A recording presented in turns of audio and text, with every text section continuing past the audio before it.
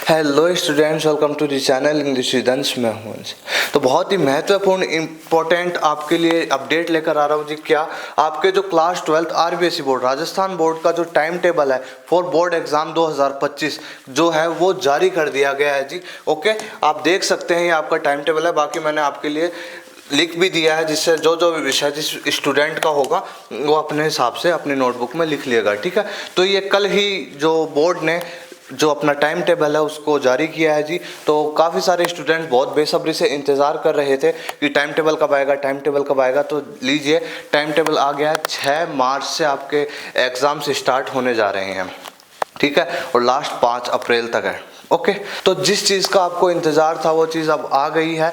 अब आपको time table का भी अब आपको पता चल जाएगा, जिससे अब आपको ये ध्यान हो जाएगा कि आपके जो एग्ज़ाम्स हैं वो किस किस डेट को हैं। ठीक है, आपका जो टाइमिंग रहने वाली है आपके एग्ज़ाम की वो 8:30 से 11:45 तक आपके जो टाइमिंग है वो रहने वाली है पेपर की। ठीक है, तो अब हम जानते हैं जी आपके जो टाइम टेबल आया है वो। ठीक है, तो थोड़ा सा इंट्रोडक्शन में आपको बता दो जी। इस चैनल पे हम आपकी class 12th RBSE board Rajasthan board का जो डिटेल्ड सिलेबस है इंग्लिश का, ओके, वो डिस्कस करते हैं। बहुत अच्छे से मैंने कंप्लीट फुल सिलेबस आपको कंप्लीट करवा दिया है। आपको प्लेलिस्ट मिल जाएगी बहुत ही अच्छे से according to our board exam.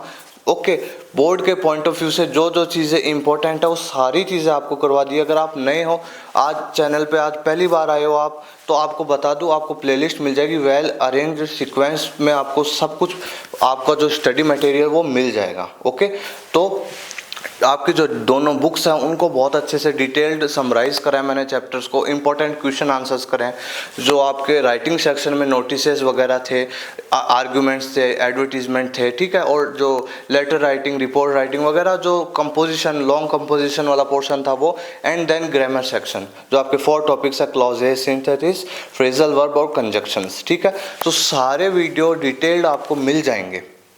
ठीक है, तो आप अगर नए हैं तो आज इस चैनल से जुड़ जाइए, क्योंकि जो हमारा टारगेट है, जो बच्चे जुड़े हैं उनको ध्यान है 95 प्लस मार्क्स स्कोर करना इंग्लिश में। तो इसी तरीके से आपको गाइड कर रहा हूँ स्टार्टिंग से मैं, जिससे हर एक विद्यार्थी 95 प्लस मार्क्स स्कोर कर सके इंग्लिश में।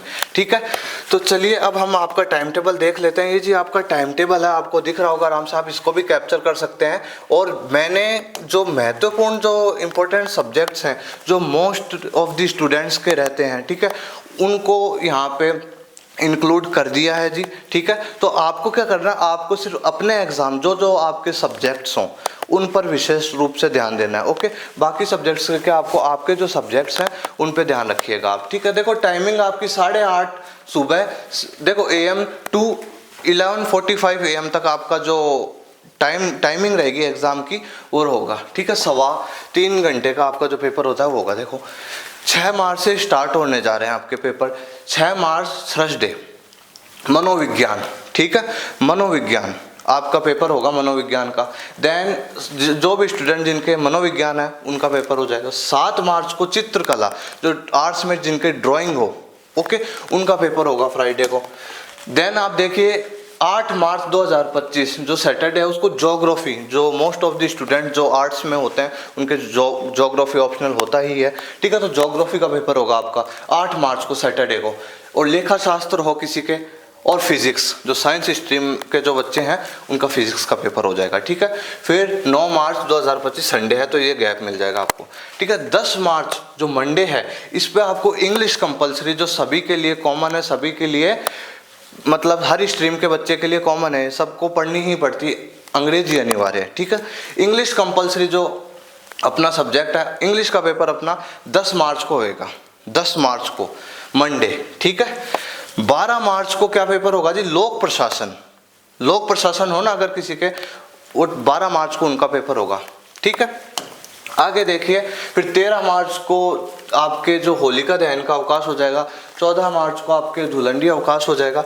ठीक है, फिर आप सीधे बीच में कुछ पेपर्स हैं जो कॉमन नहीं है इतने, बाकी अगर किसी का हो वो तो आप वो देख सकते हैं। ठीक है, बाकी 17 मार्च पे चलिए, 17 मार्च 2025 दर्शन शास्त्र। ठीक है, फिलॉसफी का पेपर होगा आपका मंडे को। 18 मार्च ट्यूसडे अर्थशास्त्र इकोनॉमिक्स हो किसी के, कृषि जीव विज्ञान जो एग्रीकल्चर के स्टूडेंट हैं उनके कृषि जीव विज्ञान होता है, ओके, और बायोलॉजी साइंस स्ट्रीम है जिनके बायो है उनका पेपर होगा 18 मार्च को अर्थशास्त्र इकोनॉमिक्स, ठीक है, और जो कृषि जीव विज्ञान है एग्रीकल्चर बायो, ओके, उनका हो जाएगा, और जिनके बायोलॉजी है उनका पेपर हो जाएगा, ठीक है। देखो 19 मार्च को अंतराल दे दिया इन्होंने, 20 मार्च को भी इन्होंने अंतराल दे दिया, गैप दे दिया, ओके। 21 मार्च 2025 को आपके पर्यावरण विज्ञान, ठीक है, पर्यावरण विज्ञान अगर किसी विद्यार्थी के हो तो उनका पेपर हो जाएगा। 22 मार्च को संस्कृत साहित्य, संस्कृत लिटरेचर किसी के हो तो उनका पेपर होगा 22 मार्च को, ठीक है। फिर देखिए 23 मार्च को संडे हो जाएगा। 24 मार्च 2025 मंडे को आपका हिंदी कंपलसरी, हिंदी अनिवार्य, यह भी एक अनिवार्य पेपर होता है, हर स्ट्रीम के स्टूडेंट्स को देना होता है, ठीक है।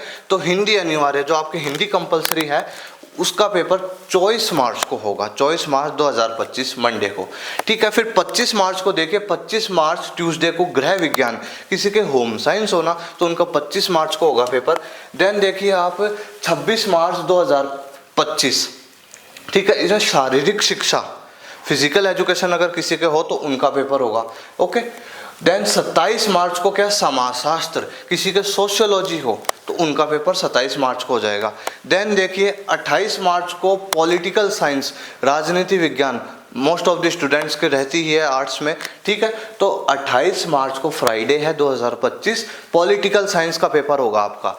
देन देखिए 29 मार्च को क्या होगा, मैथमेटिक्स का पेपर, जो साइंस स्ट्रीम के स्टूडेंट्स हैं उनका मैथ्स का पेपर हो जाएगा, ठीक है, इस प्रकार से रहेगा। फिर देखो 30 मार्च का जो रविवार भी और चेटी चंड अवकाश भी है, और 31 जो ईद है उसका अवकाश है, ओके। 2 अप्रैल फिर अपना सब्जेक्ट इंग्लिश लिटरेचर, ठीक है। आर्ट्स के स्टूडेंट हो अगर आपके इंग्लिश लिटरेचर ऑप्शनल है, ठीक है, आपने ले रखा है इंग्लिश लिटरेचर, तो उसका पेपर 2 अप्रैल का होगा। आपको इस चैनल पे सब कुछ मिल जाएगा, ठीक है। मैंने आपको English compulsory and English literature complete करवा रखी है अच्छे से, ठीक है। तो 10 मार्च को अपना इंग्लिश कंपलसरी का पेपर होगा, ओके, और 2 अप्रैल को इंग्लिश लिटरेचर का पेपर होगा। चलो आगे चलिए। 3 अप्रैल को अगर आर्ट्स में किसी के हिस्ट्री हो, इतिहास एंड व्यवसाय अध्ययन, ओके, बिजनेस स्टडीज हो किसी के, और कृषि रसायन विज्ञान एग्रीकल्चर स्टूडेंट्स के होती है ना ये, और केमिस्ट्री साइंस स्ट्रीम के स्टूडेंट्स के केमिस्ट्री का पेपर हो जाएगा। आर्ट्स वालों का जो हिस्ट्री का पेपर हो जाएगा, ओके, एग्रीकल्चर का कृषि रसायन का हो जाएगा, व्यवसाय अध्ययन वालों का जिनके बिजनेस स्टडीज उनका पेपर हो जाएगा। तो देख लीजिए 3 अप्रैल को होंगे ये पेपर।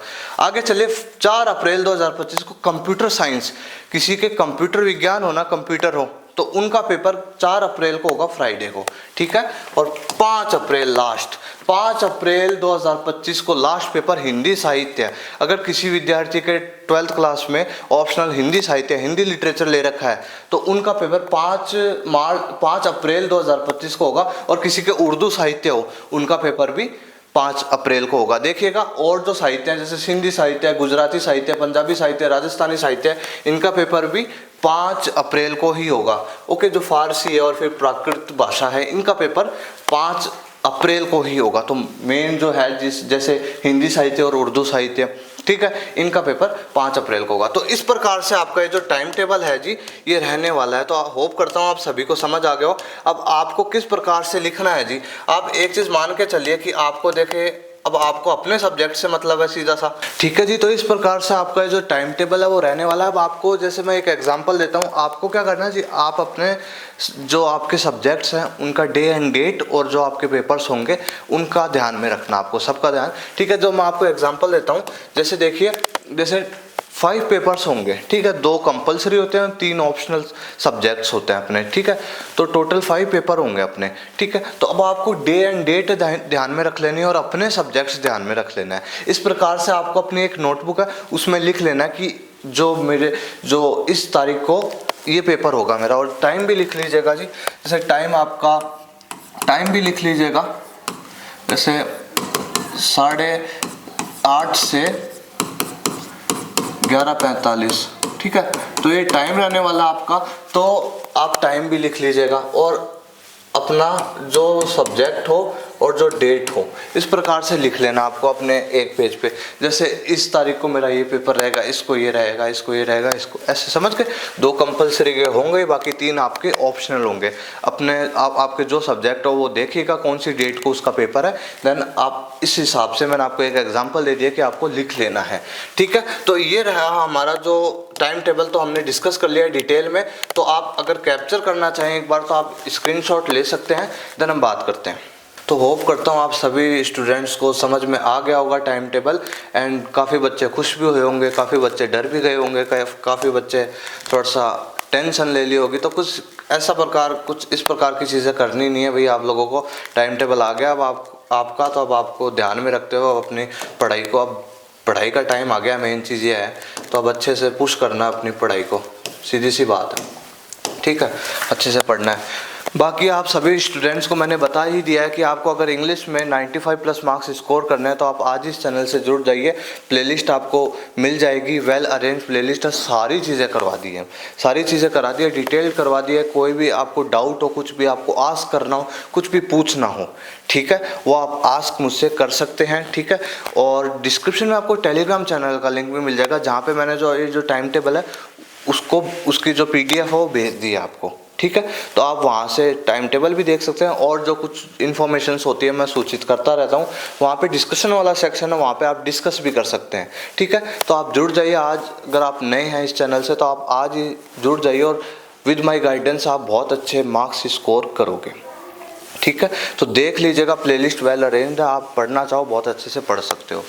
और मैं एक वीडियो लेकर आ रहा हूँ कुछ ही दिनों में, कोशिश करता हूँ कि लास्ट जो आपकी स्ट्रेटेजी क्या रहनी चाहिए आपके एग्ज़ाम के पॉइंट ऑफ व्यू से, किस प्रकार से पढ़ाई करनी है, किस हिसाब से आपको अपना टाइम मेंटेन करके, वो सारी बातें हम उस वीडियो में कर लेंगे। ठीक है, तो होप करता हूँ आपको आज का जो सेशन अच्छा लगा होगा। आप अपनी नोटबुक में राइट डाउन कर लीजिएगा आपकी डेट, जो एग्ज़ाम की डेट्स एंड जो आपके सब्जेक्ट्स हैं। ठीक है, तो अब आपको क्या भाई भयभीत नहीं होना है, कोई ज़्यादा स्ट्रेस ले लेता है, कोई ज़्यादा एक्साइटेड हो जाता है, कुछ हर प्रकार के बच्चे होते हैं देखो।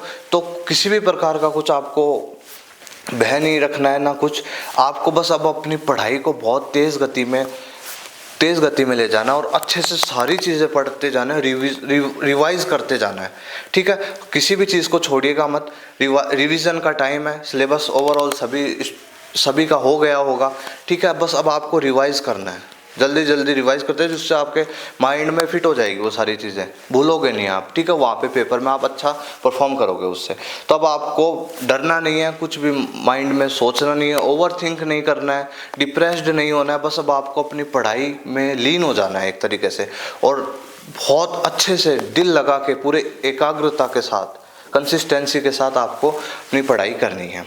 ठीक है, तो कोई भी डाउट हो, कोई भी शंका हो, कोई भी मन में ख्याल हो, कोई बात हो, ओके, आप कमेंट सेक्शन में मुझसे आस्क कर सकते हैं, बोल सकते हैं। ओके, तो मैं मिलूंगा अब आपसे नेक्स्ट वीडियो लेक्चर में, बने रहिए मेरे साथ। Thank you very much.